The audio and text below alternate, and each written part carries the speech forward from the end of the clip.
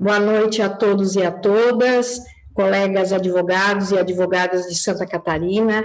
É com imenso prazer que hoje eu faço a abertura deste painel do mês da advocacia, aqui honrosamente ladeada do Dr. Paulo Brincas, Dr. Noronha, Dr. Jean, a quem, na sequência, farei a leitura resumida do currículo, mas gostaria, meus queridos, de iniciar esse painel, fazendo uma saudação especial ao nosso presidente, Dr. Rafael Warne, que não tem medido esforços nesses tempos de pandemia para levar a toda a advocacia catarinense o conhecimento através dessa plataforma virtual.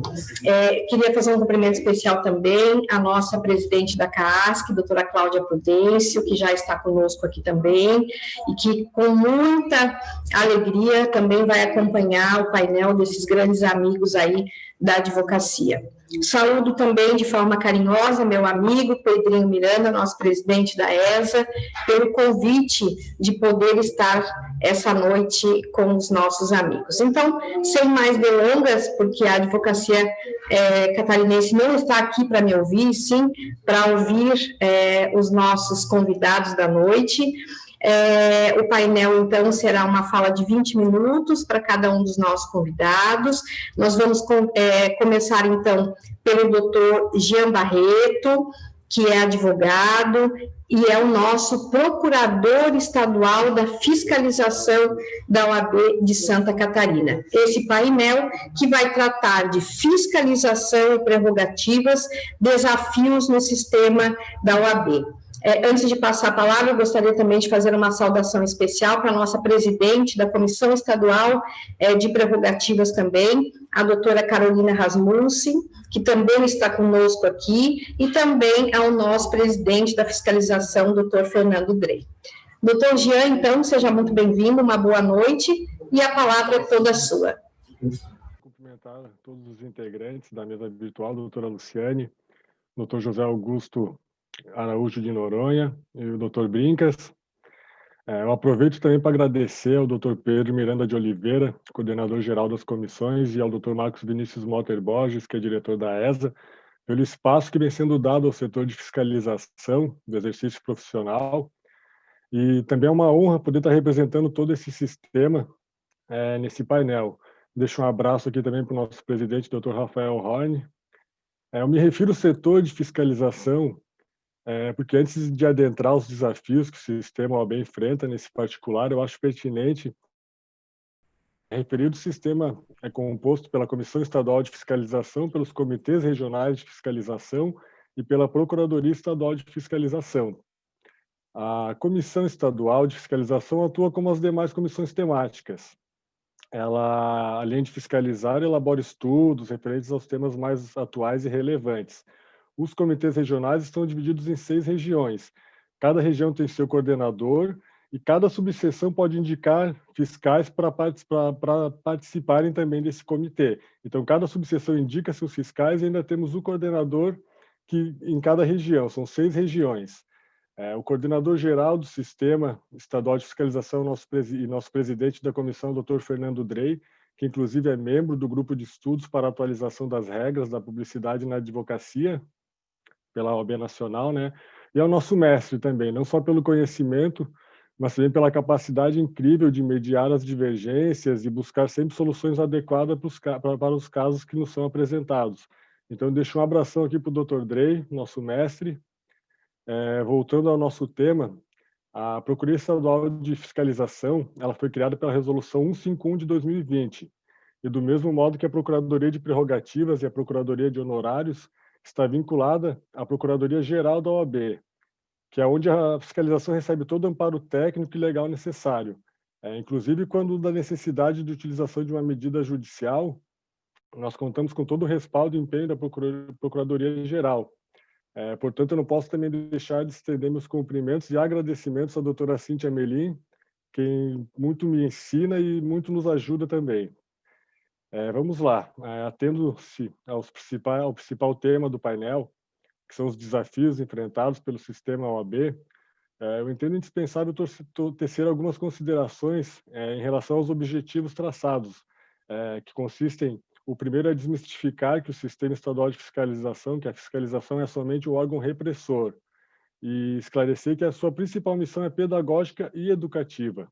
Um segundo ponto que eu quero ressaltar é a necessidade de integrar as comissões aos respectivos comitês, porque muitas vezes os fiscais indicados não são membros da respectiva comissão na subseção. Então, é integrar esses fiscais à comissão e também integrar todo esse sistema à Procuradoria Estadual, porque assim a gente consegue ampliar nossa rede, consegue unificar procedimentos, posicionamentos, e vou além também, acredito que as demais comissões também poderiam se integrar à fiscalização e nos dando mais força também para deixar as coisas em ordem, né? Outra questão que é importante eu estar ressaltando, que era uma preocupação inclusive do Dr. Rafael, que é o tempo de duração dos processos, visando dar uma resposta mais célere, né, à classe e à sociedade, após um intenso estudo relacionado ao trâmite dos procedimentos da fiscalização. O Dr. Fernando Drey, com o amparo da doutora Cíntia Melim, eles criaram um novo organograma para a tramitação dos processos, e justamente com esse objetivo de dar mais celeridade. Então, eu quero registrar também que, desde o início do ano passado, todos os procedimentos da fiscalização tramitam unicamente em meio eletrônico, contribuindo também com esse objetivo, né? Um bom exemplo que eu quero ressaltar, e agradecemos aqui ao setor de tecnologia da informação da OAB, que hoje, por exemplo, se um procedimento for o caso de ser remetido para o Tribunal de Ética e Disciplina, a gente só vai incluir um trâmite específico concluso ao Tribunal de Ética e Disciplina, e esse processo ele vai automaticamente para o Tribunal de Ética. Então, essas medidas serviram para atender essa necessidade, né, de dar uma maior celeridade. Outro ponto que eu quero estar ressaltando aqui agora é em relação ao ajuste de conduta. O ajuste de conduta, ele foi criado visando oferecer uma solução rápida e também que pudesse inibir novas violações. A Resolução 018 de 2018 que instituiu o ajustamento de conduta. E esse instituto ele é utilizado para infrações efetivamente caracterizadas e de menor gravidade, suspendendo o processo por 3 anos. Para utilizar esse benefício, né, a expressão benefício cabe bem aqui, não pode haver qualquer punição disciplinar anterior, bem como não pode ser utilizado, né, no prazo de 3 anos. Se eu fiz uso do benefício, durante 3 anos eu não vou poder fazer esse benefício, se chegar a utilizar esse benefício. Então, é referido ao ajuste, após ratificado pelo advogado, ele passa por uma homologação junto ao Tribunal de Ética e, ao final do prazo de 3 anos, esse processo é arquivado sem qualquer registro nos assentamentos do advogado. Esse ajuste de conduta, inclusive, ele servirá de modelo junto ao OAB Nacional para servir como mais um mecanismo de controle, né, para ser utilizado pelas demais seccionais. E isso nos encheu de orgulho, pois apesar de a passos lentos, começou em 2018 e agora que está se concretizando, é uma ferramenta útil e a gente fica bastante contente pelo fato dele ser reconhecido. Eu separei 2 assuntos que são mais corriqueiros, eu recebo e-mails constantemente de advogados e pessoas questionando, então eu separei 2 assuntos bem pontuais para tratar aqui em relação aos desafios. O primeiro é em relação às assessorias administrativas. As assessorias administrativas trazem bastante preocupação. Com o julgamento do recurso especial 884-321 de Minas Gerais, pelo STJ, estou decidido que a atividade administrativa junto ao INSS não é atividade privativa da advocacia. Como se não bastasse a insatisfação com essa decisão, ademais, mesmo as demandas administrativas necessitam de conhecimento técnico e jurídico, muitas vezes, tal precedente fez com que muitos advogados se utilizassem dessas assessorias para captar a clientela e não duvidem que certas vezes chegam a constar como sócios dessas assessorias. No mesmo rumo dessa preocupação, né, na leva desse precedente, tem as empresas de recurso de multas de trânsito e ainda tem empresas promovendo a regularização fundiária com base no REURB, a Lei 13.456 de 2017, onde são montados processos com documentos similares, eu diria quase idênticos aos judiciais, e a participação do advogado é inevitável para tanto. Como se sabe, excetuando a regularização fundiária, Nem todas as questões são dirimidas administrativamente, e é esse o prato cheio do oportunismo. Então, causa bastante preocupação. Eu registro que já verificamos em diligências a existência de advogado contratado, de atendendo o público, prestando consulta no próprio balcão da empresa. Não podemos generalizar também, existem, né, não podemos generalizar e dizer que isso ocorre em todas as assessorias, mas só o fato de existir essa possibilidade já causa uma tremenda preocupação, né? Essa questão é uma preocupação latente do sistema estadual. Acredito que merece uma atenção especial do Conselho Federal, pois essas assessorias estão se proliferando e muitas vezes é difícil identificar os advogados envolvidos. Então, essa é uma questão que eu queria ressaltar, que traz bastante preocupação. Depois o Dr. Noronha vai poder nos ajudar, o Dr. Brincas também. O outro assunto que eu diria que eu respondo pelo menos em 5, 6 e-mails por dia, questionando internet, rede social, impulsionamento. Então, antes de abordar as questões relativas à internet, cumpre diferenciar propaganda de publicidade. Essa é uma questão que a coordenadora do Comitê Regional aqui da Grande Florianópolis, a doutora Ariane, ela sempre tenta se prender e tenta evidenciar essa situação. Propaganda é uma coisa, publicidade é outra. A propaganda possui um cunho notadamente mercantil, comercial, possui o escopo de oferecer produtos, alcançar maior número de pessoas, almeja a venda e, por óbvio, o lucro. A publicidade não. A publicidade é um meio discreto de levar informação e não de vender. É uma informação que é levada para um público específico. Isso reforça também o que? O entendimento que a advocacia não é uma relação de consumo, e sim uma relação de confiança. Então, a publicidade é permitida na advocacia, a propaganda não. Isso é um ponto que a gente tem que diferenciar bastante. A gente não pode deixar também de abordar o desafio, né, agora potencializado em razão da pandemia, que é a utilização da internet para publicidade na advocacia. E já antevendo uma realidade muito próxima, quando da atualização do Código de Ética, com a Resolução 002 de 2015, o artigo 46 já impôs uma regra geral. O artigo 46 do Código de Ética, ele menciona aqui que a publicidade veiculada pela internet ou por outros meios eletrônicos deverá observar as diretrizes estabelecidas nesse capítulo. Há que se deixar claro que o Conselho Federal estuda atualizações do limite da publicidade, isso logo deve acontecer. Entretanto, isso não significa dizer que não há regulamentação para a internet. E, por óbvio, respeitadas as diferenças na forma de utilização das redes sociais, as redes sociais devem obedecer à regra existente, já que é a mesma regra que é aplicada aos sites. Logo, as redes sociais, elas devem trazer conteúdo meramente informativo, devem primar pela discrição e sobriedade, não devem induzir o leitor a litigar nem promover dessa forma captação de clientela, devem conter o número de registro do advogado e ou da sociedade de advogados, somente as áreas de atuação e não a descrição de ações cabíveis em cada área. É vedado também divulgar a lista de clientes, levar informações sobre as dimensões, qualidades ou estrutura do escritório. E outra questão que é bastante recorrente é vedado divulgar resultados de ações. O meu cliente teve a liberdade concedida, isso é muito corriqueiro na área criminal, na área previdenciária também, benefício concedido, por mais que seja escondido o nome do cliente, está divulgando uma decisão, um processo que autuou, e isso é vedado. Então, tudo que está escrito, que está registrado no provimento 94 se aplica para a rede social da mesma forma que se aplica para os sites. Então, a internet não é terra de ninguém. Há uma regulamentação defasada, mas ela deve ser observada. Um outro desafio que é relacionado à internet é em relação ao impulsionamento de publicações. Enquanto o Conselho Federal se movimenta no sentido de atualizar essas regras, o entendimento das seccionais se divide em relação à utilização de ferramentas como Google Ads, Google Display, Facebook Ads, que também se aplica no Instagram, o YouTube também tem esse mecanismo. Eles servem para impulsionar publicações e torná-las mais visíveis, atingirem um número maior de pessoas. No painel do dia 3, em que estava presente o Dr. Ari Raguiante Neto, o Dr. Fernando Dre, a doutora Ariane e a doutora Lara Selem, foi mencionada uma decisão recente, uma decisão judicial, que validou o posicionamento da seccional do Distrito Federal, no sentido de que a utilização de tais ferramentas não é permitida.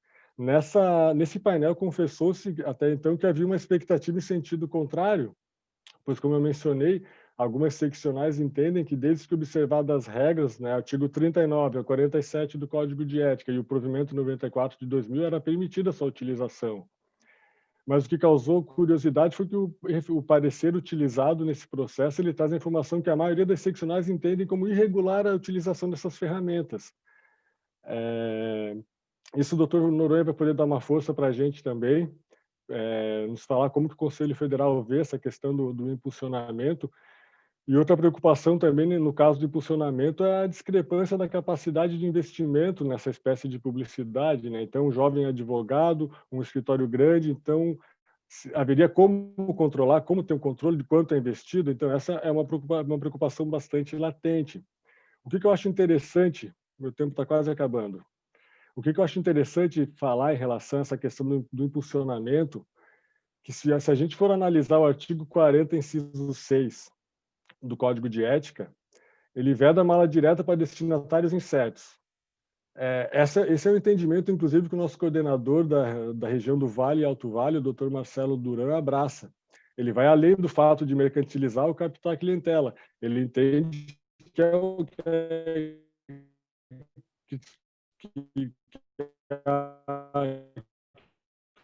funcionamento direciona publicação para destinatários incertos. Então, a grosso modo, é isso que acontece, né, na prática.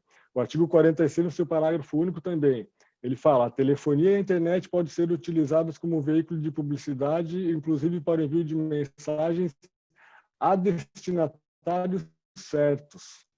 E o provimento 94 de 2000, no artigo 3º, parágrafo 2º,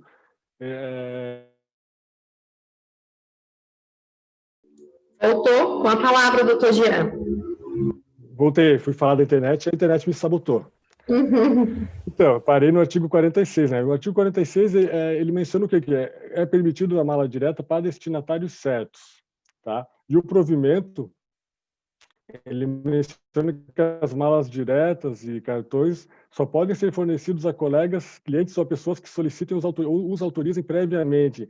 Então, eu entendo que o impulsionamento esbarra nesses artigos, né? Tem uma questão também que eu quero finalizar, que é em relação à produção de conteúdo, tá? Meu último ponto que eu quero abordar. A produção de conteúdo, é válido registrar que não é vedada, desde que realizada da maneira correta, nas próprias páginas do advogado, do escritório, no perfil específico para tanto. E a produção de conteúdo, ela não pode servir de subterfúgio para autopromoção, para captação de clientela. Não é permitido, por exemplo, eu produzir um vídeo com conteúdo, ok, e compartilhar esse vídeo aleatoriamente em grupos de WhatsApp, grupos privados do Facebook, etc. Tampouco, ao final do vídeo, eu posso fazer constar a frase: dúvidas, entre em contato, clique aqui, se enquadrou nessa situação, conte conosco. É completamente irregular, certo? Então, produzir um vídeo com conteúdo, a frase que deve caber no final é: dúvidas, procure advogado da sua confiança, e ponto final. Né? A gente não pode utilizar a produção de conteúdo, como eu falei, como um subterfúgio para estar captando clientela. Então, é para passar conteúdo, informação e nada mais que isso. Tá certo? Obrigado pela atenção, desculpe a pane técnica. Obrigada, doutor Jean. Essas eram as considerações. Obrigada, doutor Jean, pela sua colaboração. Eu acho que da sua fala nós podemos tirar, né, doutor Jean, que a palavra de ordem é moderação. Né? Acredito que será aí muito bem ressaltado pelo doutor Paulo e pelo doutor Noronha. Então, dando sequência ao nosso painel, informo que eventuais perguntas serão respondidas nos minutos finais aqui do nosso painel. Passo a palavra, então, para o doutor Paulo Marcondes Brincas, advogado, mestre em Direito pela Universidade Federal de Santa Catarina, atualmente conselheiro federal da OAB, membro honorário vitalício da OAB de Santa Catarina, nosso ex-presidente, e eu acho que o ponto mais importante do currículo dele, porque é meu amigo, né? E com muito prazer eu passo a palavra, então, para o doutor Paulo Brincas. Eu também acho mais importante do meu currículo esse. Querida Luciane, muito obrigado. Quero inicialmente cumprimentar meus colegas aqui, doutor Jean, doutor Noronha, que alegria estar aqui com todos vocês, com a Advocacia de Santa Catarina, pela qual tenho trabalhado tanto, dediquei tanto tempo, tanta energia da minha vida, enfim, e para ver realizado esse sonho de ver essa gente brava, lutadora, que forma a Advocacia de Santa Catarina valorizada. Quero, antes de começar, se você me permite, minha querida Luciane, esses anos todos de OAB, esse trabalho todo que a gente desenvolve na OAB, todos nós desenvolvemos, mas se há uma coisa que nos engrandece, algo que fica para a vida inteira, são as amizades que a gente consegue amealhar. E eu quero falar, Lu é minha amiga particular, mas me permita falar de uma amizade que eu conquistei no decorrer desses anos, que para mim é muito importante, que é do meu querido amigo Noronha.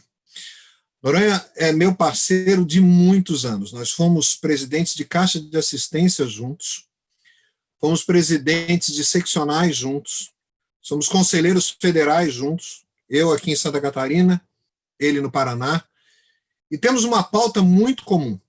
A maneira de pensar é muito comum, a maneira de agir é muito comum. No decorrer desses anos, vários projetos desenvolvemos em comum. Conseguimos criar uma parceria entre os estados de Santa Catarina e do Paraná, absolutamente inédita até aquela época, a um tal ponto que nós idealizamos a criação da primeira subseção conjunta do país, ou seja, uma subseção que não seria nem de Santa Catarina nem do Paraná, seria uma subseção dos dois estados.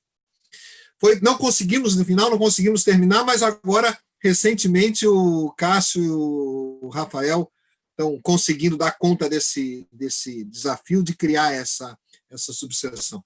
O trabalho do Noronha em prol das questões de gestão dentro do sistema, ou seja, responsabilidade e abertura, transparência com a administração dos recursos dos advogados e das advogadas, aliás, é essa pauta do Noronha que o levou hoje à Tesouraria Nacional da Ordem, a ser o Tesoureiro Nacional da Ordem, e uma bandeira de muito tempo, ninguém trata disso no país como Noronha, que é a questão desses inacreditáveis mais de 1.200 cursos de direito que nós temos no Brasil. Ele trata muito sobre esse assunto, é a voz, certamente, a voz mais ativa no Brasil a combater esse tipo de absurdo. Então, Noronha, seja muito bem-vindo aqui em Santa Catarina. Santa Catarina, aliás, é o teu estado também, porque eu sei que você também está inscrito aqui em Santa Catarina. Uma alegria tê-lo aqui conosco. Jean, obrigado também, você que tem sido um parceirão de toda hora.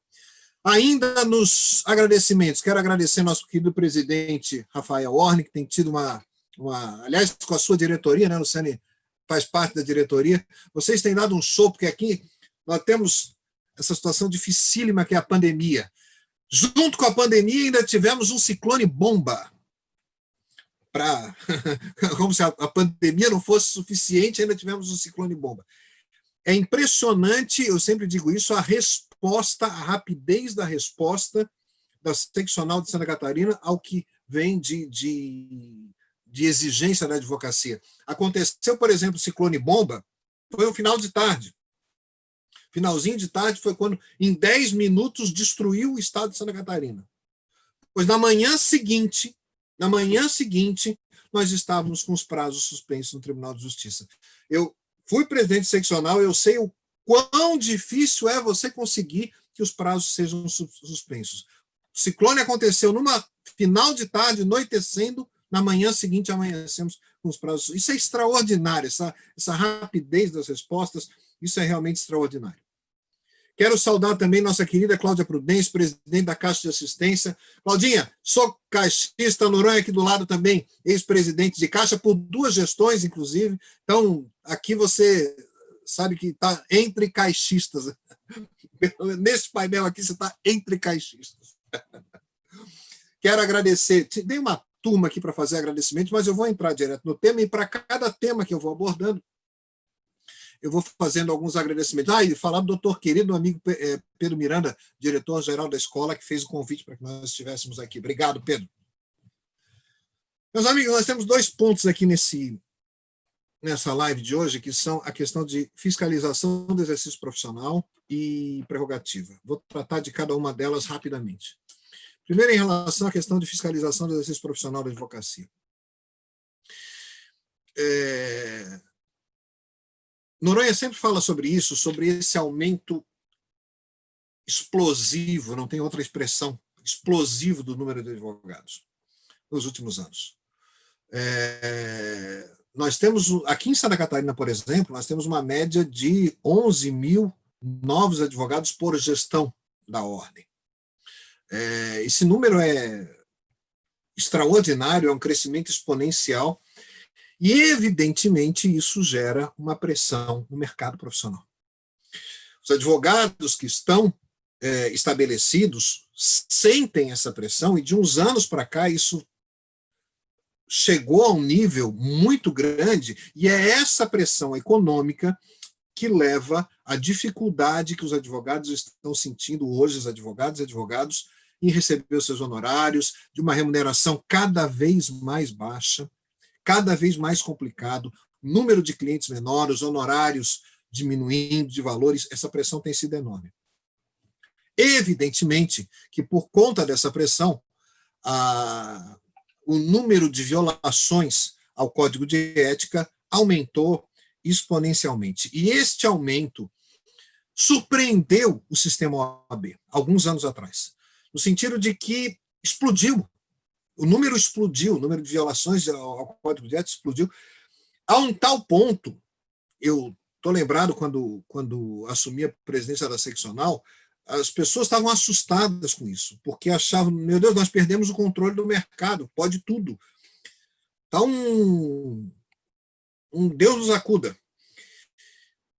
E havia um certo pessimismo, no sentido assim de que esse assunto é um assunto perdido, é uma guerra perdida. Nós não temos como solucionar isso, o mercado, não temos como controlar o mercado, é muito complicado e tal. Aí havia, basicamente, algumas possibilidades do que... Foi aí que a gente criou o Sistema Estadual de Fiscalização. Havia algumas possibilidades do que fazer.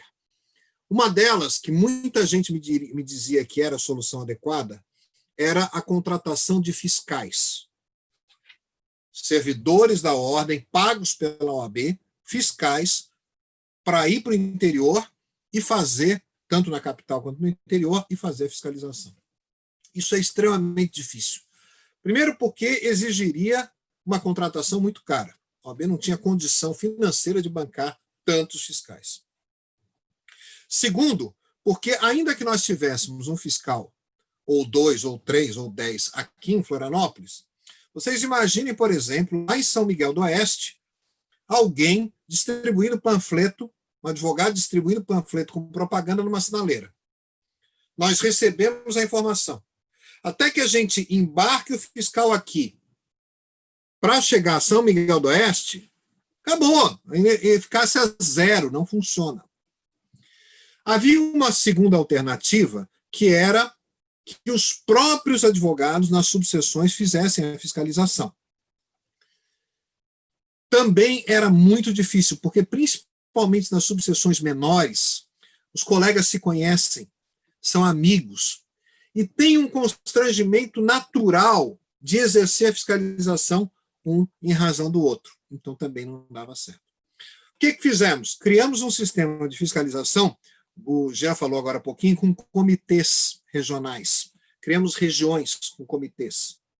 E como é que funciona isso? O advogado, ou seja, esquecemos a ideia de fiscais pagos. E aqui eu quero dizer, todos nós que trabalhamos no sistema OAB, desde o presidente do Conselho Federal, passando pelos conselheiros federais, presidentes seccionais, conselheiros estaduais, presidentes de caixa, diretores, todo mundo trabalha na OAB gratuitamente. A OAB é um trabalho voluntário, todos trabalham. E eu acredito, e sempre me surpreendeu o sucesso desse trabalho voluntário. Então eu pensei, vamos criar o sistema de fiscalização com o trabalho, o mesmo trabalho voluntário que sempre caracterizou a OAB. Só que dessa vez criamos esses comitês regionais para que o advogado de uma região não tivesse que fiscalizar a sua própria subseção. Ele fiscaliza a subseção vizinha. É rápido, dá agilidade, mas não tem aquele constrangimento de fiscalizar o vizinho. E esse comitê regional ele tem uma inteligência, uma gerência, uma administração, que eu apresento como comitê, que é capaz de entender que, se por acaso aquele colega tem alguma relação com o outro que está necessitando da fiscalização, vai outro. Ele escolhe quem vai.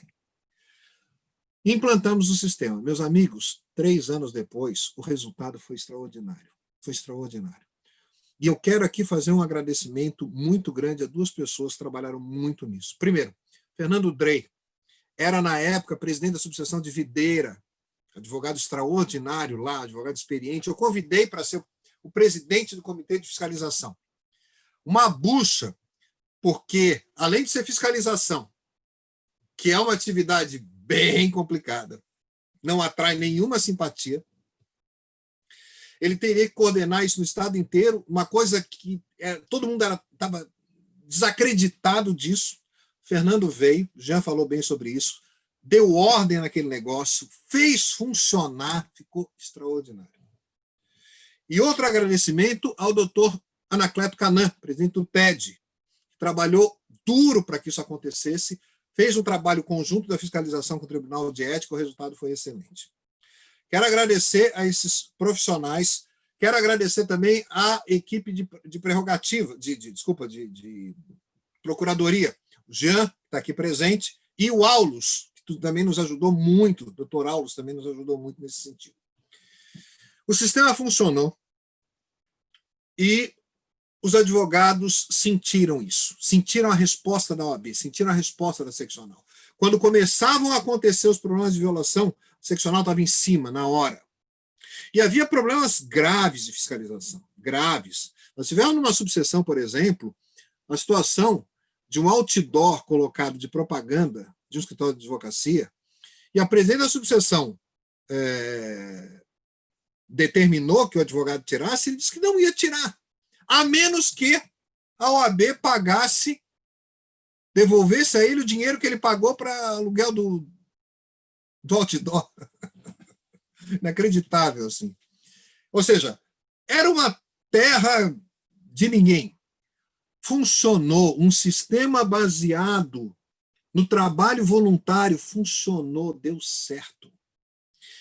E dando certo, nós viemos então para a segunda parte, que é o seguinte. E as regras? E as regras a serem obedecidas? Nós temos um código de ética relativamente novo, e essas regras são objeto de muito debate, muita discussão.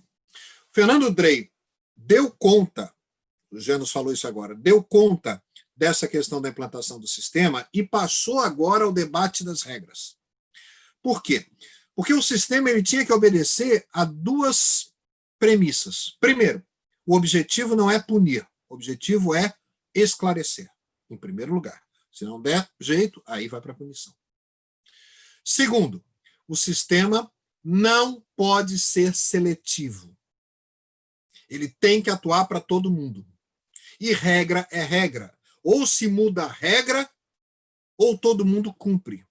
Então, se há uma pressão nesse sentido, vamos debater a regra, que é o que está sendo feito hoje. Inclusive, no Conselho Federal, doutor Ari, que faz parte da diretoria do Conselho Federal, tem feito um trabalho extraordinário nisso. Mas regra é para ser cumprida. Por quê?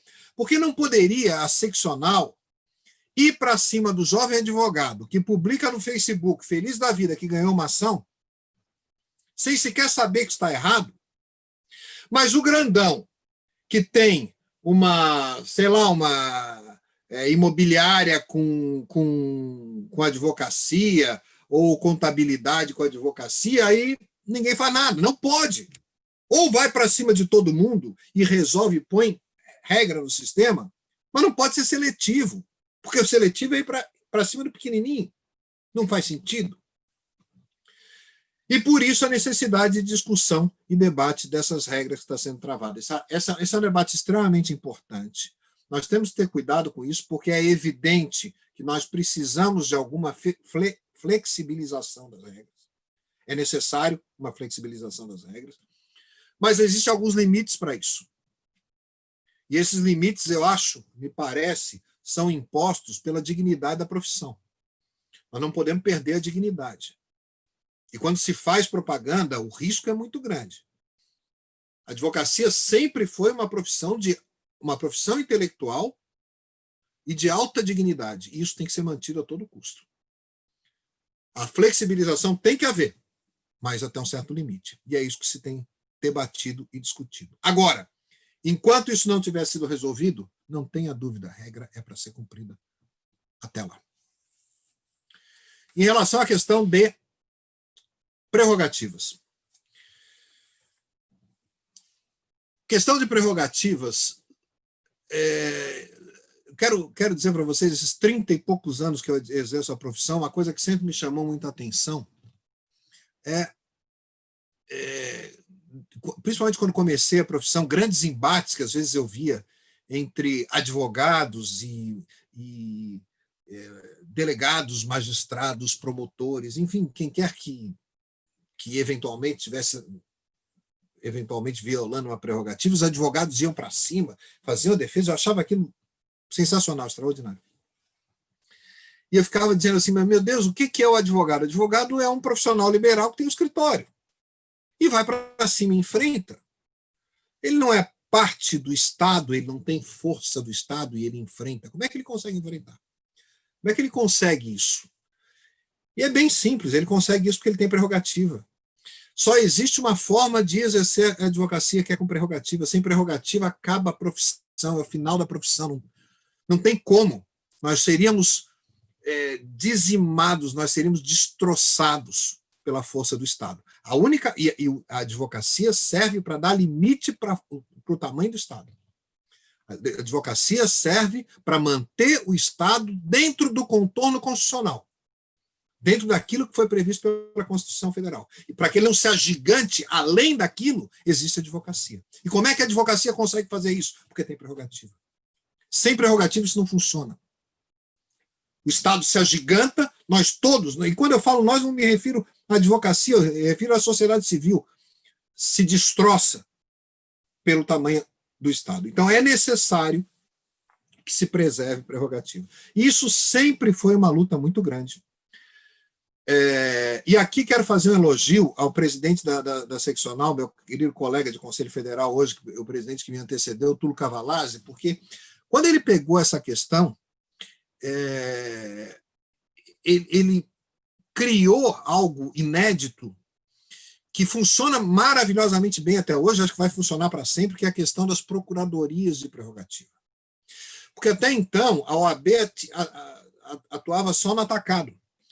Com a procuradoria que foi criada naquela época, o Jean aqui faz parte da procuradoria, mas agora está na fiscalização, mudou completamente, porque se passou a atuar em cada processo de cada advogado que tinha problema de prerrogativa. A OAB passou a intervir nos processos, um por um, com uma estrutura criada de profissionais, colegas advogados contratados pela ordem, que faz essa intervenção.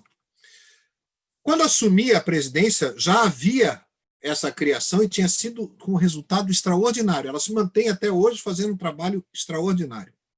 Parabéns ao nosso colega Túlio pela iniciativa de tê-lo feito. Chamei inicialmente para a presidência da Comissão de Prerrogativas nosso querido amigo Marcelo Peregrino, hoje nosso conselheiro estadual, e posteriormente, em função de uma dificuldade do Peregrino, convidei uma advogada que não tinha até então participado da OAB, para assumir, jovem, para assumir a prerrogativa. Uma advogada jovem para assumir a presidência estadual das prerrogativas, Caroline Rasmussen. E aí, ela dá conta? Ela deu um show, a Caroline deu um show, está até hoje na presidência da Comissão Estadual de Prerrogativas, deu e continua dando um show. Carol, parabéns, um beijo para você, trabalho extraordinário que foi feito. E por que eu chamo a atenção para esse trabalho da Carol? Porque nós continuamos atuando naquela linha que o Tulo tinha criado, tanto das prerrogativas. A Carol criou posteriormente o Defesap, aplicativo de WhatsApp.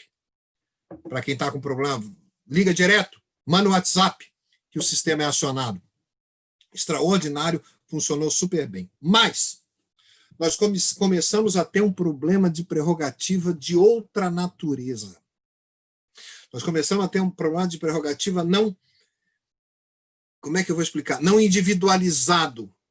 O advogado tal. É um problema generalizado em relação à advocacia toda. E eu vou dar 2 exemplos aqui para vocês. Uma delas, em relação aos advogados pareceristas. Os advogados, principalmente os advogados públicos municipais, que dão parecer em processos de dispensa de licitação. Se esse parecer em processo de dispensa, se o parecer é favorável, parecer do advogado é favorável à dispensa de licitação, acha que, naquele caso, é possível haver dispensa de licitação. Depois, se o Ministério Público não concorda com isso, esses colegas eram acionados pelo Ministério Público, às vezes até criminalmente. E muitos casos desse ocorreram em Santa Catarina, muitos.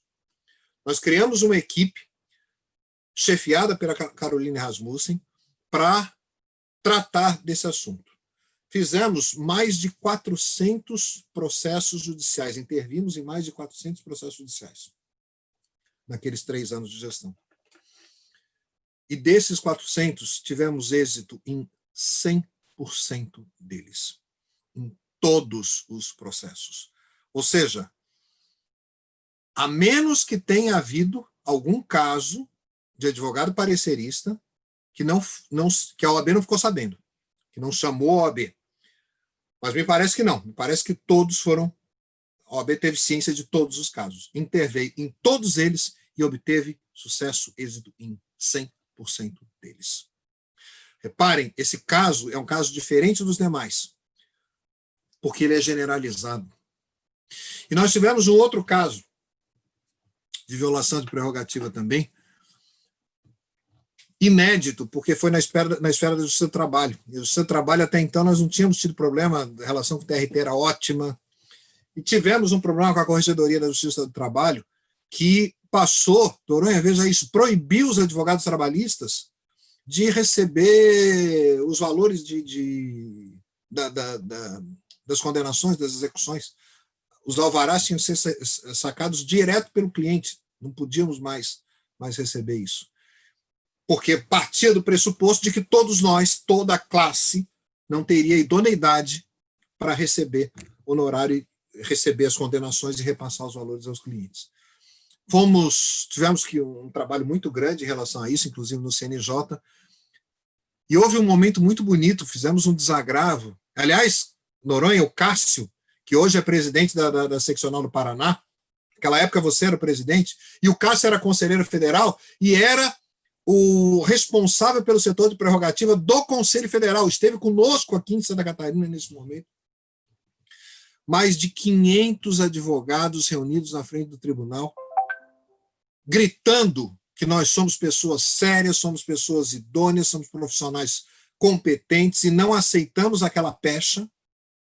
E num momento belíssimo, um momento emocionante ao final, todos nós pegamos a nossa credencial, levantamos a nossa credencial e gritamos, nós somos advogados e não aceitamos isso. Foi um momento belíssimo de luta pela questão das prerrogativas. Mas reparem como há uma mudança no perfil de ataque às prerrogativas. O velho ataque, aquele individual no processo, problema em relação ao delegado de polícia, o problema em relação... continua a existir, infelizmente. Mas existe um novo tipo de demanda dessa natureza, que é a coletiva, é a geral, é que não é contra um ou contra outro advogado, é contra a advocacia em geral.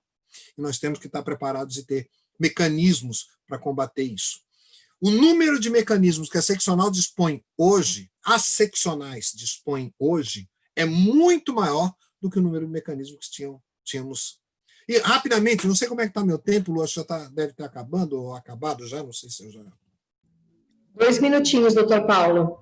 Eu acabei esquecendo de lhes falar aqui dessa criação muito interessante. Foi uma proposta do Canan. Eu desconfio, Noronha, que isso já houvesse no Paraná, que é o termo de ajustamento de conduta na esfera da fiscalização, que o Jean falou agora há pouquinho. O que acontece é que a fiscalização ela tem que atuar como educação, não como sanção. E, para isso, nada melhor do que criar um instrumento específico. Eu tenho a impressão que o Paraná já estava utilizando isso, Noronha, não tenho certeza. Mas nós propusemos, através do Anacleto Canan, que é o presidente do Tribunal de Ética, diretamente ao Conselho Federal, e o Conselho Federal está regulamentando isso agora para todo o país, que me parece importantíssimo para que o sistema de fiscalização não funcione apenas como um instrumento de punição. A punição é em último caso. O sistema tem que funcionar como orientação e precisa ter um instrumento jurídico que permite essa orientação, e esse instrumento é justamente o termo de ajustamento de conduta. Meus queridos amigos, eu acho que eu estou encerrando por aqui. Deixa eu ver se eu esqueci alguma coisa que tinha anotado. Não, acho que está bem aqui dentro do planejado. Quero novamente agradecer meu convite, quero dar um abraço muito carinhoso, especial ao meu querido presidente Rafael Orne, agradecer meus colegas Luciane Mortari, minha amiga. A Luciane Noronha era, na gestão anterior, era presidente da subseção de Jaraguá do Sul e presidente da Comissão da Mulher Advogada, teve um destaque enorme. Hoje é nossa diretora, secretária-geral adjunta. Jean, que fez um trabalho sensacional na Procuradoria. Eu sei, Jean, o quão difícil é isso. É uma pedreira por dia, não tem reconhecimento, ninguém bate palma para o teu trabalho, eu sei disso, mas siga firme, porque mudou a orientação do mercado. E meu querido irmão Noronha, que bom tê-lo aqui, você que tanto fez e faz pela advocacia brasileira, uma honra tê-lo. Pessoal, obrigado, falei mais do que eu devia. Beijo a todos. Obrigada, doutor Paulo. É sempre um prazer incrível ouvi-lo com tanta clareza, com tanta sapiência. Sempre um aprendizado para a advocacia de Santa Catarina. Passo, então, na sequência, a palavra para o doutor José Augusto Araújo de Noronha, advogado, membro honorário vitalício da OAB Paraná, esse que já foi ex-presidente daquela seccional, e atualmente, então, é o homem do dinheiro, nosso diretor tesoureiro da OAB Nacional. Prazer recebê-lo aqui, doutor Noronha, e com a palavra, meu querido. Muito obrigado. É um privilégio, inicialmente, estar com todos vocês da OAB de Santa Catarina. Esse estado, como o Paulo Brincas disse, eu sou inscrito, eu sou comandado por vocês também aí na OAB de Santa Catarina, tenho um orgulho enorme. Eu sou apaixonado por Santa Catarina, pelas praias, pela serra, pelo relevo e pelas pessoas. Meus pais estão há 120 dias em Santa Catarina, no qual eles escolheram para se proteger dessa doença maldita, e que nós temos que, nesse momento, fazer uma reflexão, obviamente, sobre todas essas vidas que nós perdemos, fazer obviamente, uma saudação a todos os familiares e principalmente aos familiares dos advogados que foram vitimados pela Covid-19. Eu quero cumprimentar, então, feito esse registro da minha completa paixão pelo Estado de Santa Catarina, o meu amigo Paulo Brincas, que é uma das pessoas mais sensacionais que o sistema OAB produziu, não só pela sua capacidade, mas também pela sua seriedade, com capacidade de gestão, lealdade, e que nós sabemos que, muitas vezes, o fácil é dizer o sim, o difícil é dizer o não, para fazer o que é certo, o que é correto, em prol de cada centavo do dinheiro dos advogados. O Paulo Brincas fez isso na gestão dele, optou pelo saneamento da OAB de Santa Catarina, e hoje a gente vê que ela está no caminho certo, está efetivamente fazendo um trabalho espetacular. E eu tenho certeza, Paulo, que o teu legado será reconhecido por muitas e muitas gerações. Eu aprendi muito contigo também, enquanto presidente da Caixa de Assistência, a tua devoção enquanto presidente da OAB, e que nós sempre caminhamos juntos, sim, trocando as experiências necessárias, sem nenhuma vaidade, de lado a lado, mas sempre de mãos dadas em prol do melhor para a advocacia brasileira. E eu tenho orgulho de ser o representante hoje do sul do país no Conselho Federal e ter inspiração em você e no Ricardo Breyer para poder tomar as decisões corretas, para que nós tenhamos sempre uma OAB independente de qualquer vinculação ideológica e que ela possa efetivamente cumprir o seu papel na nossa sociedade. Que ela é, como diz sempre o nosso presidente, Cláudio Lamáquia, o nosso partido é o Brasil e a nossa ideologia tem que ser sempre a Constituição Federal. É para isso que nós juramos, é para isso que nós temos o artigo 44 da Lei 8.906 e nós faremos, eu tenho certeza, a defesa sempre desta nossa OAB que nós defendemos, Paulo. Você, eu, Breyer, Lamáquia, e sempre com esse espírito que nós temos de servir e jamais se servir da nossa querida OAB. Eu quero fazer uma saudação especial a você, Luciane Mortari, que eu fiz a minha lição de casa. Eu pesquisei que você foi a primeira mulher a ocupar o cargo de presidente da OAB de Santa Catarina e que é a nossa secretária-geral adjunta e também corregedora do Tribunal de Ética e Disciplina e que nos orgulha pelo teu histórico, pelo teu currículo. É uma pessoa que eu tenho certeza abrilhanta a OAB de Santa Catarina. Parabéns pela tua trajetória. Jean, parabéns pelas tuas palavras, pela tua exposição, pelo teu trabalho na defesa da fiscalização profissional, pelo teu conhecimento.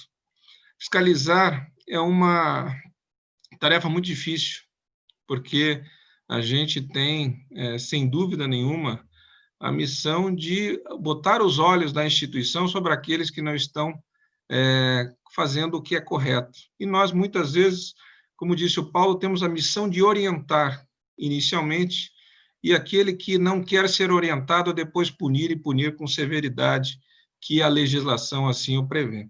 Então, Gê, parabéns pelo teu trabalho, pelo teu conhecimento, pela tua devoção nesse tema, e que pode ter certeza que sempre poderá contar comigo em qualquer lugar que você esteja exercendo essa função tão importante. Eu não poderia, Paulo, antes de iniciar, também cumprimentar os outros conselheiros federais, o Fábio Jeremias, a Sandra Krieger, a nossa conselheira do CNMP, também o José Sérgio Cristóvão, a Sabine Miller e o Túlio Cavalazzi, que juntos com você fazem esse time de gigantes da bancada de Santa Catarina. São uma constelação de estrelas que iluminam aqui o Conselho Federal. Então, parabéns à bancada de Santa Catarina, sempre independente, altiva e sempre sabendo que nós fomos eleitos para defender a advocacia brasileira. E lá vocês fazem com muita competência. E eu deixei, por último, uma saudação especial ao presidente Rafael Horn e toda a sua diretoria. Esse presidente que tem essa tarefa tão difícil que é suceder Paulo Brincas.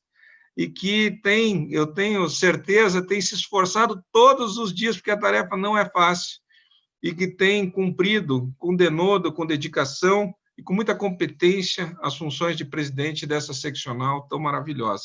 Então, a você, Rafael, meu abraço, também ao Maurício, ao Eduardo e ao Juliano Mandelli, que, para mim, é o que mais está presente nas nossas discussões, porque é o tesoureiro, e que trocamos muitas figurinhas, e ele tem o privilégio de ser da querida Balneário Camboriú, que eu tanto amo, e que lá eu gosto de muitas vezes estar para descansar um pouco dessa nossa vida tão difícil. Faço um cumprimento à nossa querida Cláudia Prudêncio, da Caixa de Assistência de Santa Catarina, essa caixa pujante que é a Caixa de Santa Catarina, que está presente em todos os lugares e que consegue, alinhado com a seccional de Santa Catarina, fazer todo esse belo trabalho. Eu queria começar a minha fala, que é tão difícil falar junto, assim, fiscalização e prerrogativos, porque o tema é tão vasto e tão importante. Eu vou pincelar alguns pontos importantes para que os colegas advogados e advogadas, principalmente os mais novos que estão nos ouvindo possam ter uma noção do que representa esses dois temas para nós. E o primeiro ponto que eu gostaria de destacar, meu querido Paulo, Jean e Luciane, é que nós temos a plena convicção que a OAB não pode existir e não tem razão de existir se não for para a gente defender as nossas prerrogativas como função primária da sua atividade. É para isso que existe a OAB, para defender o direito do advogado advogar, para defender o direito do advogado poder exercer a sua profissão, e que isso não é a favor de ninguém. Ninguém faz favor para nós permitindo, isso é uma obrigação legal que está na Lei 8.906, no seu artigo 6º e 7º. Se enganam aqueles colegas que acham que vão desagradar qualquer autoridade quando exigem a sua pleno cumprimento das prerrogativas profissionais. Essa é a primeira função de um bom advogado, conhecer e exercer as suas prerrogativas. E quando elas são violadas, imediatamente levar ao conhecimento da OAB, porque a OAB tem a sua obrigação e nelas é essa defesa intransigente das nossas prerrogativas profissionais. Eu tenho sempre o costume de dizer que um advogado que aceita uma violação de prerrogativas profissionais, aceita calado e permite que uma violência à sua prerrogativa seja consumada, ele não está apenas se prejudicando e prejudicando o seu cliente, porque, em última análise, essa prerrogativa que nos foi dada é também vinculada ao direito de defesa, é vinculada ao direito de bem representar. Então, em última análise, também é um direito do cidadão de ter o seu advogado com amplas prerrogativas para exercer a ampla defesa. Mas aquele que se cala a uma violação de prerrogativa, ele tem, sem dúvida nenhuma, um prejuízo a toda a classe, porque aquela autoridade que comete uma violação e não é cessada a violação, pode ter certeza que ele vai cometer de novo, mais uma vez, e depois, e assim por diante, nós vamos tendo os nossos prejuízos. Por isso, Paulo Brincas muito mencionou essa questão onde nós, advogados, fomos, como foram vários paranaenses à frente do Tribunal Regional do Trabalho de Florianópolis, exigir prerrogativas para que o advogado possa sacar os valores dos honorários e da parte do seu cliente e fazer a devida prestação de contas na forma da lei. Essa é a obrigação do advogado e ninguém vai nos tirar esse direito, porque nós sabemos, todos nós que advogamos todo dia sabemos, que se deixar muitas vezes à parte, fazer o levantamento autônomo dos valores, nós jamais receberemos os nossos honorários profissionais. Muitas vezes em processo de 5, 10, 15 anos de trabalho absolutamente grandioso e valoroso que culminou com aquele valor e com aquele sucesso na ação. Então, imaginem onde já se viu um advogado ter o direito de praticar todos os atos processuais, representar todo o cliente em todas as fases, apresentar todos os recursos e, na fase última, que é o resultado final da sua ação, ele ser impedido de exercer esta prerrogativa que a lei nos concedeu e ninguém mais pode nos tirar. Por isso, esse primeiro passo, essa primeira fala que eu gostaria de fazer é a todos os jovens advogados que estão nos ouvindo. Exerça as suas prerrogativas. Um bom advogado, eles têm que conhecer as prerrogativas, porque senão ele certamente estará em desvantagem em relação a uma autoridade ou em relação ao advogado da outra parte. Conte com a OAB sempre e utilize todos os canais de denúncia bem mencionados aqui pelos que me antecederam, principalmente pelo Paulo Brincas, de todo esse sistema de defesa das prerrogativas profissionais que a OAB implementou. Você pode, hoje, utilizar os aplicativos que são disponíveis pelo Conselho Federal, pelas seccionais, os canais, todos eles de e-mail, de WhatsApp e todas as demais formas de denúncia de violação de prerrogativas profissionais. há em todo o sistema de defesa das prerrogativas sempre um advogado de plantão que vai efetivamente lhe orientar quando você tiver um direito violado, uma prerrogativa suprimida, e que muitas vezes, sabemos nós, que o advogado, naquele ambiente, às vezes policial ou judicial, fica constrangido e acuado pela autoridade que quer exercer o seu poder e prejudicar a defesa e prejudicar o cliente. Então, colega advogado que está nos assistindo, saiba que você jamais vai estar sozinho. Esses grandes advogados de Santa Catarina e do Brasil, que fazem parte dessa rede de defesa de prerrogativas, têm essa função. A nossa função de juntos, de mãos dadas, estarmos defendendo uns aos outros.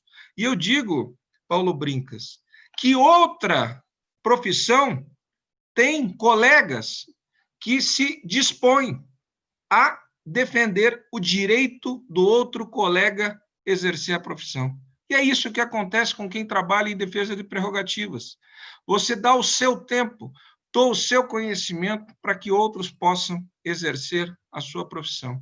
E eu fico emocionado quando eu vejo isso. Eu vi colegas, muitas vezes, com vários casos de violação de prerrogativas profissionais, quando tiveram o socorro da OAB, vinha um alento ao seu exercício profissional e viram a importância de ter uma entidade de classe com pessoas íntegras, corretas e que sabem exatamente a importância das nossas prerrogativas. Eu quero, fazendo essa introdução, dizer que a nossa obrigação como dirigentes de ordem é primar a defesa dessas prerrogativas. Por isso que, neste ano, o Conselho Federal, por sugestão minha e do conselheiro Ari, nós compramos 27 veículos que foram doados, um para cada seccional, para que as prerrogativas e a fiscalização fossem potencializadas, onde todas as seccionais foram instadas a criar suas comissões de fiscalização e potencializar o trabalho das suas comissões de prerrogativas, defesa das prerrogativas. Cada qual ao seu modo, como bem disse o Brincas, umas de uma forma estruturada em regiões, outra em localidades e subseções, outras com representante em cada uma das comarcas. Mas a verdade é que esse sistema ele se une no Brasil inteiro, onde existe uma comissão nacional, uma procuradoria nacional, e que jamais vai deixar qualquer seccional em qualquer lugar desamparado.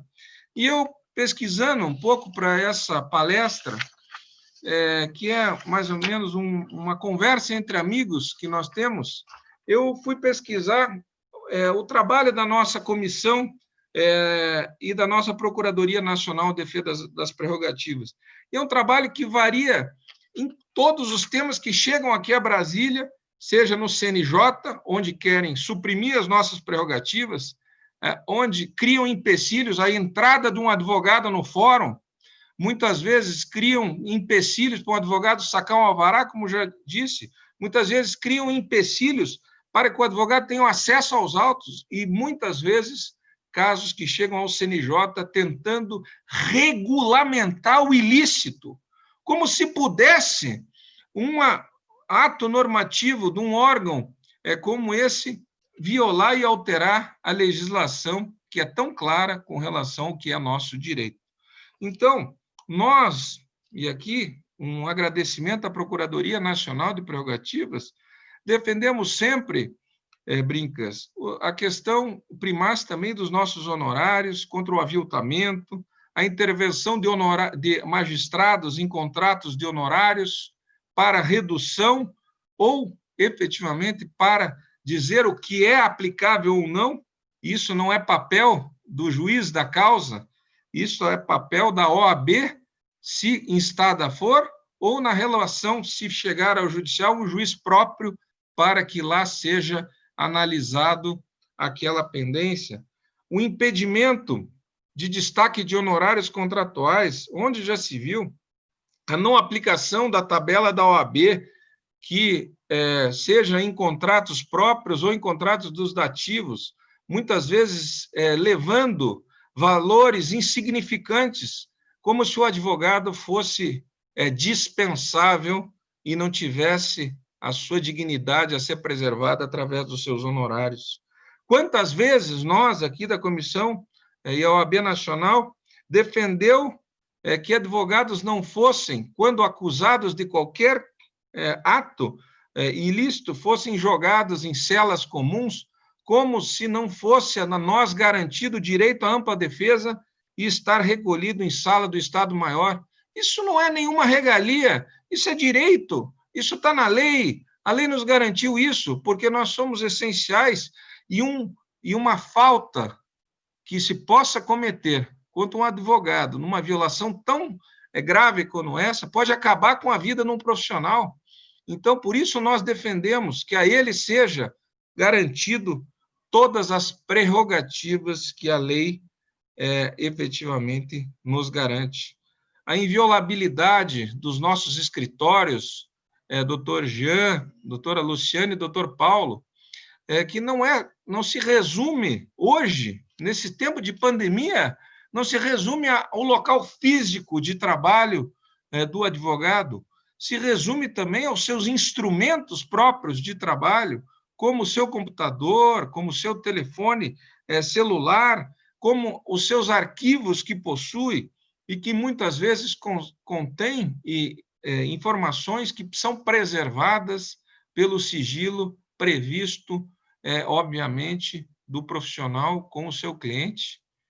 Eu nunca vi, e eu reparei, falando com alguns jovens advogados, para que entendessem a importância de uma prerrogativa, e principalmente do sigilo que deve ter, e que o advogado deve respeitar como primeira parte da sua atividade profissional, a defesa do sigilo que tem com o seu cliente, imaginar aquele que vai na igreja se confessar que possa o padre ir ao sermão e contar tudo que ouviu no confessionário. O desastre que isso seria. Imagine isso quando se está lidando com o direito à ampla defesa, que está se lidando com teses jurídicas e que está lidando com a vida, o patrimônio, a dignidade e a honra das pessoas e principalmente da liberdade. Então, as ações penais, como foi dito, contra a honra, ou aquelas condenações que são próprias, às vezes, de que se impõe ao advogado uma multa por suposto abandono do processo, que muitas vezes ele não existe suposto abandono de processo, existe muitas vezes a recusa do profissional em participar de atos ilícitos, indecentes, que são contrárias à lei e que ele tem o direito de fazê-lo, de não pactuar com atos que são simulados ou forjados, e o advogado deve efetivamente ser corajoso para saber, obviamente, dentro dos limites éticos que nós temos, qual é a forma de melhor defesa do seu cliente. Então, são muitas as atuações que a nossa Procuradoria fez e faz no âmbito do CNJ, do STJ, do próprio Supremo Tribunal Federal, e agora ganhou grande repercussão, e aí em Santa Catarina, que é um dos acusados, naquele famoso inquérito das fake news, aquele inquérito que alguns chamam inquérito do fim do mundo, que se proíbe advogados de terem acesso aos autos sobre a alegação de que ainda se está cumprindo diligências. Isso nós estamos falando do Supremo Tribunal Federal, e nós estamos falando num processo que não tem não tem um mês, não tem 2 meses, ele já fez aniversário de 1 ano e ainda tem colegas nossos reclamando, e a OAB teve que impetrar um habeas corpus que está sobre a relatoria do ministro Luiz Edson Fachin, que ainda está na análise preliminar, para que seja, veja só, precisamos ir a um ministro para dizer que o outro deve liberar e franquear o acesso para o direito à ampla defesa e contraditório. Que tempos estranhos vivemos nós, onde achamos que coisas tão simples como as nossas prerrogativas profissionais pudessem ter uma interpretação mais clara do que prevê a nossa lei. Eu poderia falar tanto sobre prerrogativa, e eu sou apaixonado por esse tema, como é o Brincas, nunca nos calamos. Eu lembro com feliz memória de quando, num caso muito conhecido, os advogados foram impedidos de gravar uma determinada audiência numa das maiores processos criminais do Brasil. E eu não tive dúvida nenhuma de, pessoalmente, buscar junto ao magistrado que efetivamente garantisse aos advogados esse direito que está na lei de fazer a gravação da sua audiência para o que melhor lhe aprouver. Isso não era a favor, isso era prerrogativo. Mas falando um pouco de fiscalização, doutora Luciane, a nossa fiscalização profissional, ela passou por uma revolução nos últimos anos. De uma ausência de fiscalização, que, se nós olharmos há 15, 20 anos atrás, era uma fiscalização muito tímida do que nós tínhamos, ao exemplo que nós temos hoje, como disse, através do doutor Ari, dessa modificação do sistema de fiscalização do exercício profissional, inclusive com a criação em todas as seccionais dessas comissões de fiscalização. Várias seccionais têm feito um trabalho muito bom, principalmente para impedir paqueros, para impedir captadores de clientela, que tanto prejudicam os advogados, para impedir empresas de fachada que são efetivamente utilizadas por grupos de advogados antiéticos que querem, com o subterfúgio de uma outra empresa, fazer captação de clientes, seja através de aplicativos, seja através de qualquer outra situação que possa gerar uma desvantagem com relação a outros colegas. A fiscalização tem sido muito intensa e as denúncias têm chegado muito a todas as seccionais com relação a algumas empresas que efetivamente estão utilizando efetivamente de serviços jurídicos para a captação e oferir vantagem financeira. Basta ver, e não precisa ir muito longe, dar um Google e ver quantas empresas atuam nesse cenário, por exemplo, da indenização por extravio de bagagem, perda de voo e etc. E aí, para ficar nesse, se você vê de erro médico, tem muitas, outras que fazem também captação através de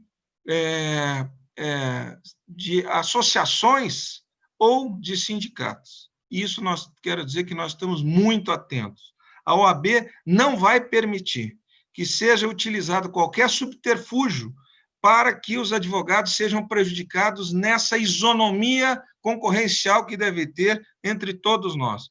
Nós somos, e eu vou dar um dado a vocês, que alguns não têm e jamais imaginaram que nós pudéssemos chegar a isso. Hoje nós temos, doutor Paulo Brincas, 1.201.708 advogados no Brasil. Desses, 598.325 são advogadas, 603.383 advogados.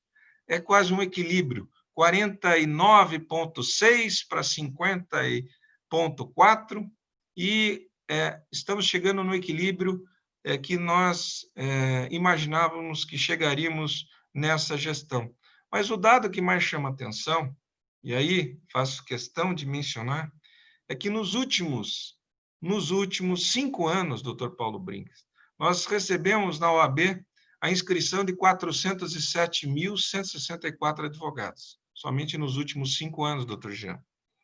E desses, 230.476 foram mulheres e 176.688 homens.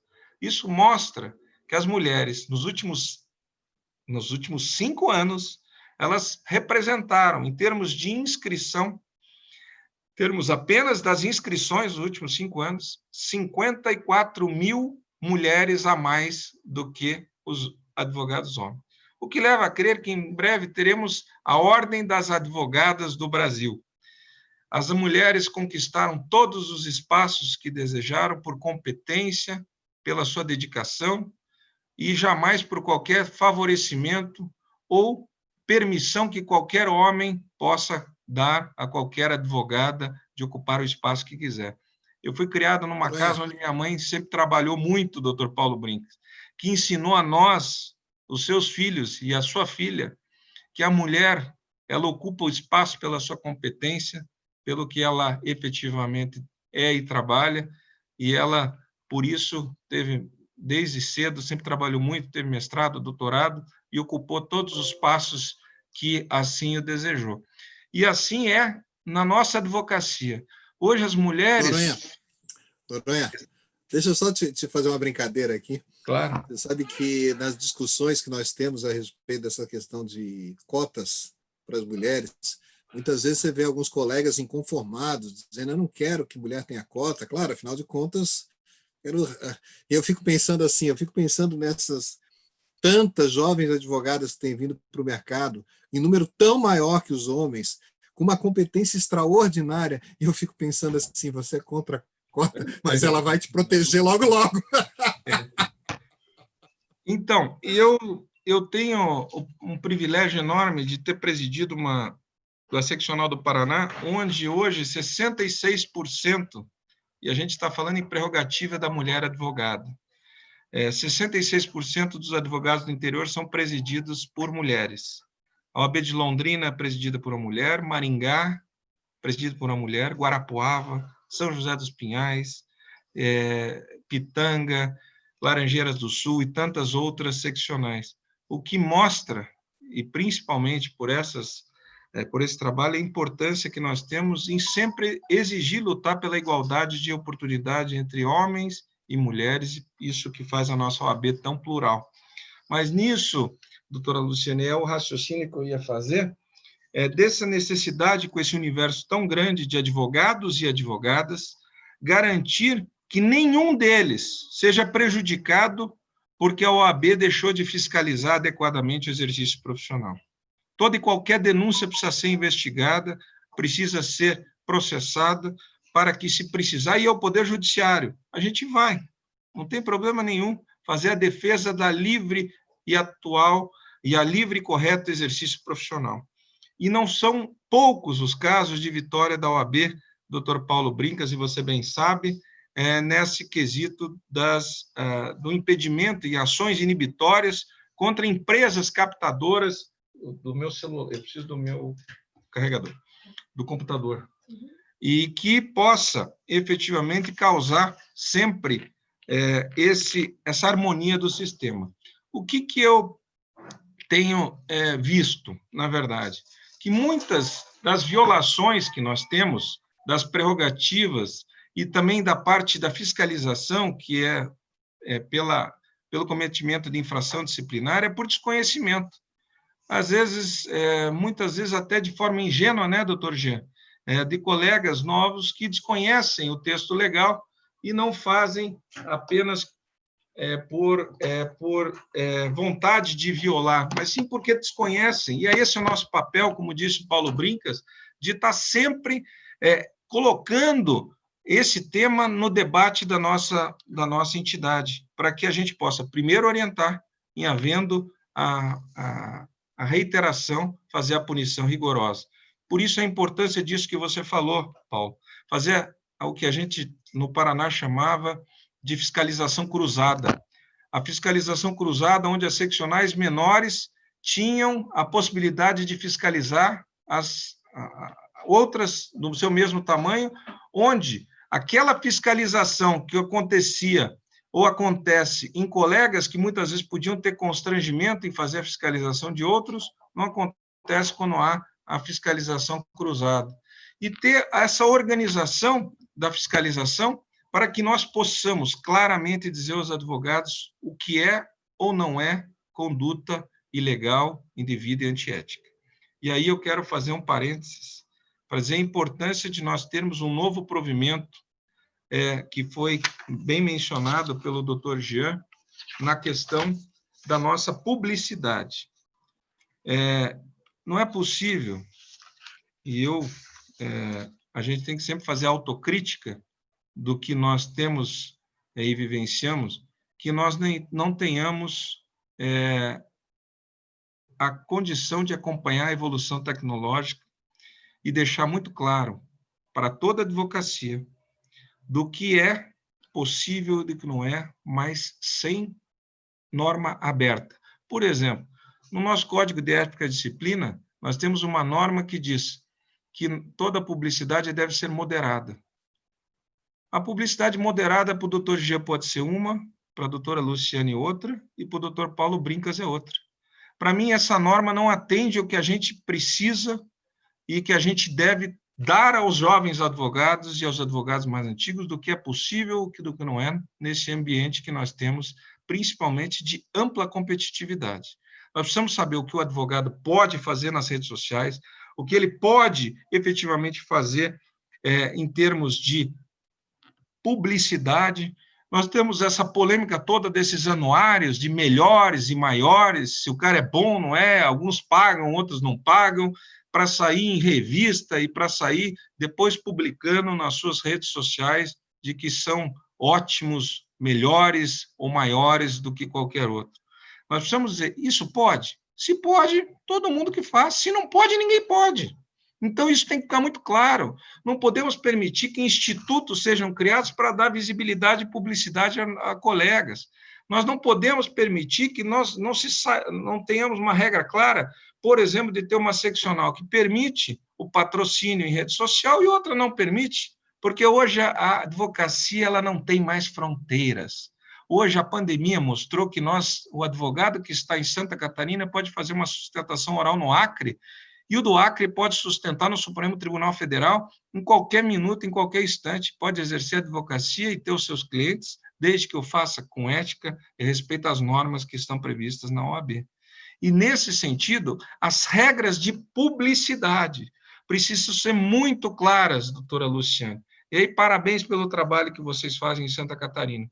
Nós precisamos deixar a norma de fácil compreensão. Vamos discuti-la à exaustão, como tem feito o doutor Auri. Nós vamos discutir a exaustão em todas as audiências que forem necessárias. E o doutor Auri faz um grande trabalho nesse tema. Mas o que nós não vamos deixar de fazer é fazer a atualização de acordo com o que nós temos hoje. E a pandemia acelerou muito as formas de comunicação, e eu já vou caminhando para o final. Acelerou muito as formas de comunicação entre o advogado e o Poder Judiciário, o advogado e o seu cliente, e a forma como o advogado se apresenta para ter os seus clientes. Não vamos nós achar que o advogado vai se formar, vai prestar compromisso e vai abrir o seu escritório e esperar o cliente entrar, porque não vai entrar. Não é assim mais que as coisas se passam. E nós não podemos ser ingênuos de achar que é assim que vai se ocorrer nesse ano de 2020 e todos os anos que assim virão. Nós precisamos saber que ele pode, sim, ter uma página com a sua habilidade profissional, que ele pode, sim, se apresentar para a sociedade, mas o que ele não pode é fazer o que disse o doutor Jean, propaganda indevida e irregular. E nisso é que está sendo, inclusive, debatido nesse novo provimento.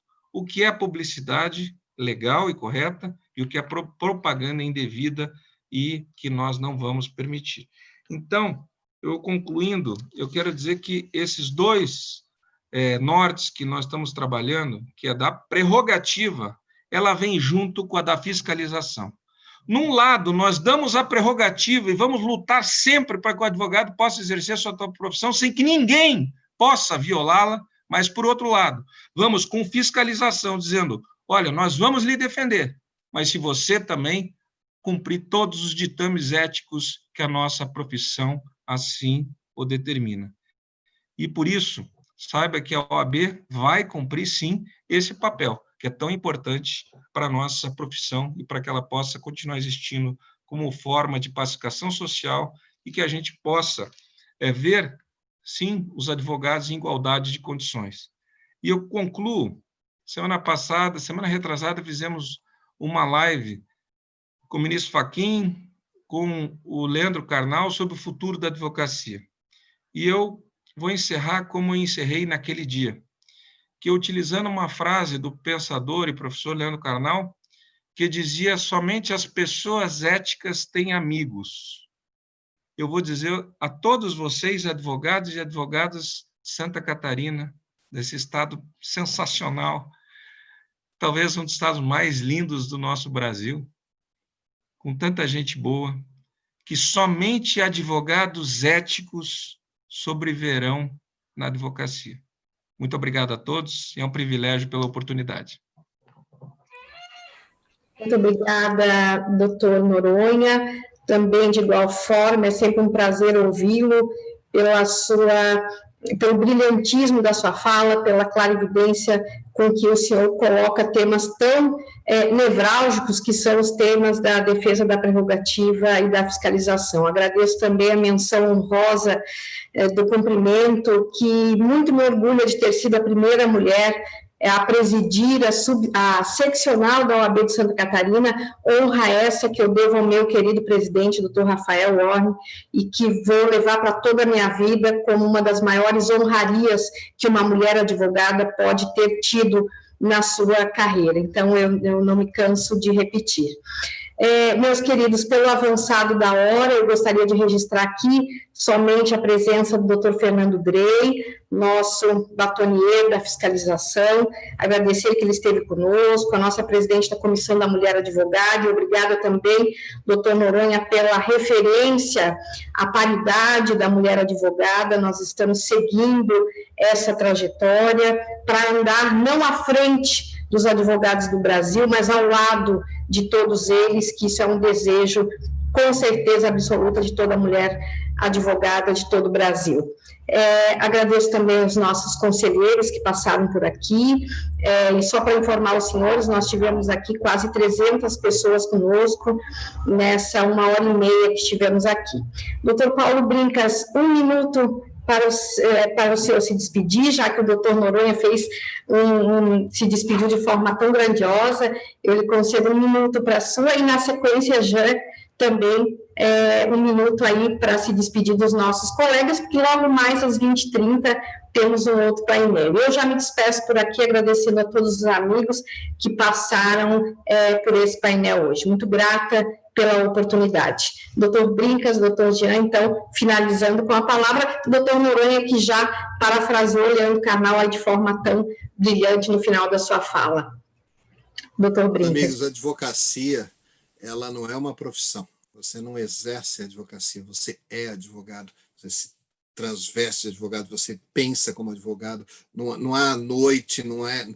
Você se sente advogado. A advocacia é o que nós somos, não é o que nós fazemos, é o que nós somos, essa profissão que tanto nos honra. Hoje é dia 12, ontem foi dia do advogado, quero dizer a vocês que alegria ter escolhido há tantos anos atrás essa profissão, que bom que eu escolhi, que bom que vocês todos escolheram, que bom que nós somos amigos, e a todos os nossos colegas, vamos manter a nossa união, porque é isso que faz a nossa força. Obrigado, abraço. Doutor Jean. Boa noite a todos. Eu quero me despedir em nome de todo o Sistema Estadual de Fiscalização. Quero agradecer a presença de todos, mesmo que virtualmente, e quero deixar claro aqui que o Sistema Estadual de Fiscalização está à disposição para quem tiver qualquer dúvida, para quem tiver qualquer necessidade de fazer um contato, de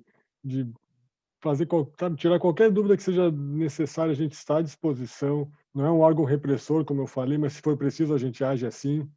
Mas a nossa ideia principal é mesmo orientar, instruir. Com bastante frequência eu recebo e-mails de advogados que recém pegaram a carteirinha e eles mandam e-mail perguntando: posso isso, posso aquilo? Eu acho grandiosa essa iniciativa, porque eu tenho certeza que essa pessoa que fez uma pergunta para mim não vai virar meu cliente no futuro. Eu não vou bater na porta do escritório dela no futuro, não vou encaminhar um ofício para ela no futuro.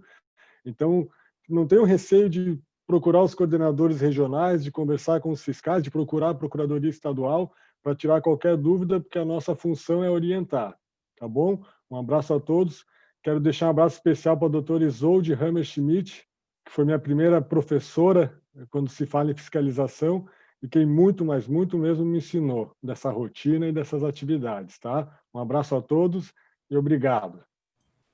Meus queridos, um prazer imenso, gratidão, um beijo no coração e até breve. Muito obrigada a todos.